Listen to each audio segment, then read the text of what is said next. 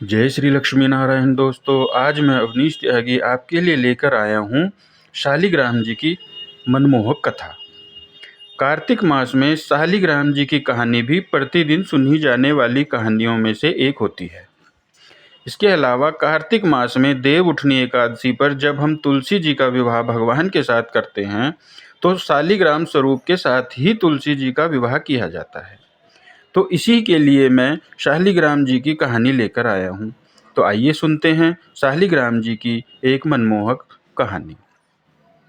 एक गांव में एक बुढ़िया माई रहती थी। वह शालिग्राम भगवान की सेवा करती थी। आप सभी जानते हैं कि सब भगवान के अलग अलग स्वरूपों की सेवा करते हैं। कोई शालिग्राम स्वरूप की सेवा करते हैं, तो कोई लड्डू गोपाल स्वरूप की सेवा करते हैं, तो कोई द्वारकाधीश प्रभु की सेवा करते हैं। इस तरह से अलग अलग स्वरूप की सेवा होती है। तो वह शालिग्राम स्वरूप की सेवा करती थी। वह प्रतिदिन नियम से शालिग्राम जी की सेवा करती, उनको लाड़ लड़ाती, उनको भोग लगाती, इस तरह से करती रहती थी। अब क्या होता है कि कार्तिक का महीना आता है तो गांव के सब खूब सारे लोग कार्तिक के महीने में गंगा स्नान के लिए जाते हैं। तो वह बुढ़िया माँ अकेली रहती थी। तो वह सोचती है कि मैं भी सारे गांव वालों के साथ गंगा स्नान करने जाऊं। अकेले तो मैं कैसे जाऊंगी। तो वह गंगा स्नान की प्लानिंग करती है और तैयारी करती है। तो उसको याद आता है कि मेरे शालिग्राम जी को कौन रखेगा, उनकी पीछे कौन देखभाल करेगा। तो मैं तो गंगा स्नान को जा रही हूँ। तो यह विचार करके वह अपनी पड़ोसन के पास जाती है और पड़ोसन के पास जाकर उससे बोलती है कि मैं तो गंगा स्नान को जा रही हूँ, तू मेरे शालिग्राम जी को रख ले। 1 महीने के लिए जब तक मैं नहीं आऊँगी तब तक तू उनकी सेवा कर देना। तो पड़ोसन तैयार हो जाती है, खुश हो जाती है, क्योंकि वह ऐसी कोई सेवा पूजा नहीं करती थी। उसका भी मन होता था। सोचा कि चलो मुझे भी भगवान की सेवा का मौका मिल रहा है। तो वह खुशी खुशी हाँ कर देती है। पर थोड़ी देर बाद उसे चिंता होने लगी कि उसने तो कभी किसी भगवान की सेवा की ही नहीं। सोचने लगी कि मैं कैसे भगवान की सेवा करूंगी, मुझे तो सेवा करना आता ही नहीं, क्या क्या करना पड़ता है भगवान की सेवा में। तो वह बुढ़िया माँ से जाकर बोलती है कि मुझे तो सेवा करना आता ही नहीं, मैं कैसे करूंगी। तो बुढ़िया माई उसको समझाकर बोलती हैं कि कुछ नहीं करना होता भगवान की सेवा में। तो सवेरे जैसे ही तू उठे इनको भी उठा देना। नहाने जाए नदी पर तो आते वक्त नदी से एक स्वच्छ जल का लोटा भर लाना और आते वक्त बगीचे में से फूल और तुलसी तोड़कर ले आना। और फिर घर आकर भगवान जी को जल से स्नान कराकर, फिर कच्चे दूध से स्नान कराकर, फिर शुद्ध जल से स्नान कराकर और उनके चंदन लगाकर और पुष्प और तुलसी भी चढ़ा देना।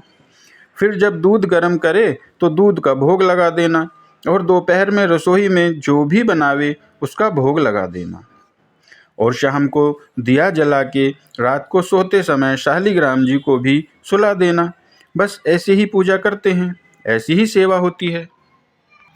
और ये कहकर बुढ़िया माँ को तो जाना होता है।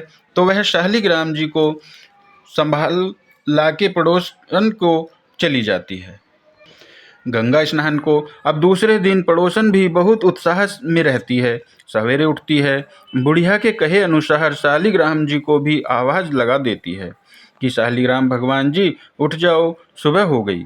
इस तरह करके वह तो काम में लग गई। अब वह नदी पर नहाने जाती तो एक लोटा लेकर जाती, नहा के आती तो उसको स्वच्छ जल से भर लाती और आते समय बगीचे में से फूल और तुलसी तोड़ लाती। फिर घर जाकर जल्दी जल्दी भगवान को जल से और कच्चे दूध से स्नान कराकर, शुद्ध जल से स्नान कराकर, उनको चंदन लगाकर, पुष्प और तुलसी चढ़ाकर, और जब दूध गर्म करती तो एक गिलास भर के दूध लाकर भगवान जी को भोग रख देती और कहती दूध पी लो। और वह तो खाना बनाने में लग जाती। अब वह खाना बनाकर फ्री होती है तो भगवान को भोग लेकर आती है। तो देखती है कि भगवान ने तो दूध पिया ही नहीं, दूध तो वैसा का वैसा ही रखा है। तो सोचती है कि हो सकता है थोड़ा लेट खाते पीते हों और दूध के साथ खाते हों, भगवान अकेले दूध नहीं पीते हों, तो भोग भी लगा दूं। तो भोग की थाली लेकर आती है और भगवान को भोग लगा देती है और दूध भी रख देती है और कहती है कि दूध पी लो और भोग भी पा लो प्रभु। यह कहकर वो अपना काम करने लग जाती है। जब उसका काम खत्म होता है तो आकर देखती है कि भगवान जीम लिए ताकि मैं भी जीम लूं। तो भगवान से हाथ जोड़कर देखती है कि वहाँ तो दूध और खाना ऐसा का ऐसा ही रखा है। तो उसके हाथ जोड़कर बोलती है कि हे भगवान, आप जीम लो और दूध पी लो। आप जीम लोगे तो मैं भी जीम लूँगी। थोड़ी देर बाद आकर देखती है कि वह वैसा ही है, ना तो भगवान ने खाना खाया और ना ही दूध पिया। तो वह चिंता करने लग जाती है। वह सोचती है कि आज तो पहला ही दिन है, इसीलिए इसकी मालकिन आएगी तो क्या कहेगी मेरे से कि तूने तो मेरे भगवान को दुबला कर दिया। तो भगवान से प्रार्थना करती है कि जीम लो आप तो मैं भी जीम लूँगी। तो इस तरह से प्रार्थना करती है, पर भगवान तो जीमे ही नहीं। अब वह भूखी बैठी रहती है। थोड़ी देर में आकर देख लेती है, उनसे मनुहार कर जाती है, जब जब कि जीम लो भगवान जी, जीम लोगे तो मैं भी जीम लूँगी। अब शाम हो जाती है। भगवान शालिग्राम सोचते हैं कि अब तो जाना ही पड़ेगा, नहीं तो यह तो जीमेगी ही नहीं, और नहीं जीमेगी तो यह मर जाएगी, तो इसकी हत्या का पाप लगेगा। मुझे तो भगवान शालिग्राम उठे और बोले इसको दर्शन देना पड़ेगा। और वह एक छोटे से बालक का रूप धर के मोर मुकुट पीताम्बर वस्त्र पहनकर और पाटी पर बैठे और बोले मैया मुझे जिमा दे और दूध पिला दे। तो वह उन्हें दूध पिला दी और जिमा दी। अब तो रोज ऐसा ही होता। वह रोज नहा धोकर आती और भगवान तैयारी करते। वह रोज नहा धोकर आती और भगवान को तैयार करती और भगवान बाल स्वरूप रखकर आ जाते और पाठे पर बैठ जाते। वह दूध पिला देती, जिमा देती। ऐसा करते करते कई दिन निकल जाते। अब भगवान बोले मैं बैठा बैठा बोर हो जाता हूँ, मैं गाय चराने जाता हूँ। तो बोली कि थोड़े ही दिनों तो रह गए हैं, अब क्यों जाता है गाय चराने। पर भगवान नहीं माने और भगवान तैयार होकर चल दिए। हाथ में सोने की लाठी व कंधे पर हीरे मोती से जड़ा हुआ बहुत सुंदर सा पीताम्बर डालकर गाय चराने चले जाते। हर रोज दिन में जाते और गोधूली के समय आ जाते। अब तो रोज ऐसा होने लगा। भगवान रोज दूध पीकर गाय चराने जाते और शाम को वापस आकर बैठ जाते पैठे पर। अब 1 महीना बीत गया। उधर बुढ़िया माँ गंगा स्नान करके वापस अपने घर आ जाती। स्नान ध्यान से निपटाकर सोचती है कि अपने शालिग्राम जी को ले आऊं। अब तो खूब दिन हो गए उनको देखे हुए। यह सोचकर वह पड़ोसन के घर जाती है और पड़ोसन से कहती है कि हमारे शालिग्राम जी दे दो। तो पड़ोसन कहती है कि शालिग्राम जी अभी गाय चराने गए हैं, शाम को आएंगे तब ले जाना। तो बुढ़िया माँ को कुछ समझ नहीं आया कि शालिग्राम जी कहीं चले गए हैं और बोली मेरे शालिग्राम जी अभी दो, और उनमें झगड़ा होने लगा। ये सब देख आसपास के लोग इकट्ठा हो गए। पड़ोसन सबसे बोलती है कि इस बुढ़िया को समझाओ, जैसे 1 महीना निकाल दिया वैसे शाम तक और रुक जाए। शाम को शालिग्राम जी आएंगे तो मैं तो खुद ही दे दूंगी इसको। तो सबके भी समझ में नहीं आया कि पड़ोसन क्या बोल रही है। अब बुढ़िया माँ तो खूब गुस्से में आ जाती है और कहती है कि मैं तो यहीं घर के पास बैठ जाऊंगी धरना देकर। जब तक तुम मेरे शालिग्राम जी नहीं दोगी तब तक मैं यहाँ से कहीं नहीं जाऊंगी। मैं तो अपने शालिग्राम जी लेकर ही जाऊंगी। तूने पता नहीं कहाँ छुपा के रखा है मेरे लाल मेरे शालिग्राम जी को, जल्दी निकाल। अब पड़ोसन बार बार सबको समझाती कि शाम को शालिग्राम जी गाय चरा के आएंगे तो ले जाना, पर कोई भी उसकी बात नहीं समझ पाता। अब शाम हो जाती है। इस तरह से करते करते और भगवान गाय चरा के आते हैं। गायों को उनकी जगह पर छोड़कर और वह पड़ोसन के घर में आकर और मंदिर में विराजमान हो जाते हैं। अब जैसे पड़ोसन देखती है कि शालिग्राम जी आ गए तो बुढ़िया माँ से कहती है कि अब ले जाओ अपने शालिग्राम जी को। बुढ़िया चिढ़ जाती है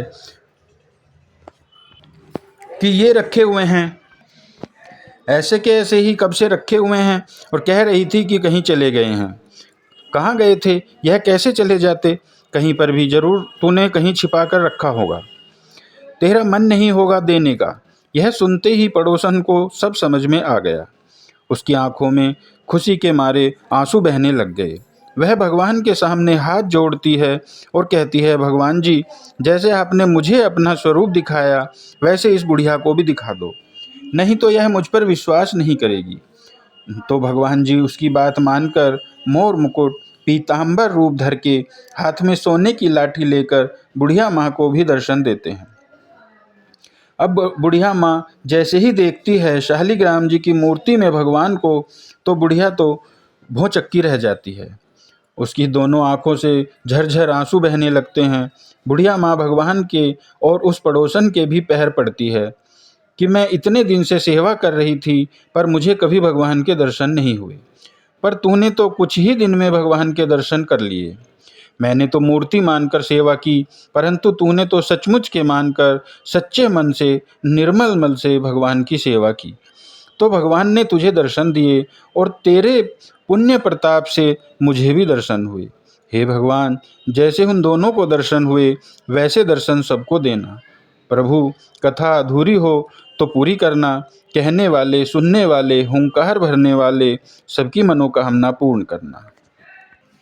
दोस्तों, अगर आपने अभी तक इस चैनल को सब्सक्राइब नहीं किया है तो सब्सक्राइब कर लीजिए, लाइक कीजिए और आइकन का बटन दबाइए और कमेंट में जय श्री लक्ष्मी नारायण जरूर लिखिए। मेरे प्रिय दोस्तों, श्री लक्ष्मी नारायण का एक बार नाम लेने से हजारों पाप नष्ट हो जाते हैं। तो एक बार आप जयकारा लगाइए, जय श्री लक्ष्मी नारायण भगवान की जय।